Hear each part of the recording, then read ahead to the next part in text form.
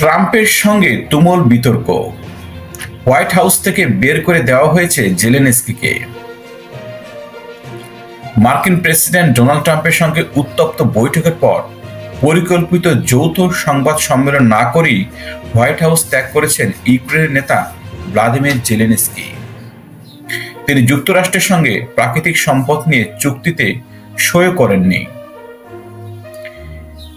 ইউক্রেনের বিরল প্রাকৃতিক সম্পদ নিয়ে যুক্তরাষ্ট্রের সঙ্গে চুক্তির ধারণাটি প্রাথমিকভাবে জেলেনস্কি উত্থাপন করেছিল এবং মার্কিন প্রেসিডেন্ট এই মাসের শুরুতে প্রস্তাবটি গ্রহণ করেন।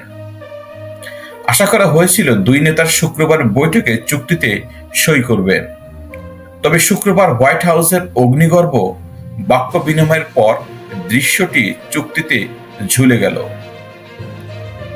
বৈঠকে তিক্ত হয়ে ওঠেন ট্রাম্প। জেলেনস্কি বলেন তাকে রাশিয়ার সঙ্গে শান্তির আলোচনা করতে হবে।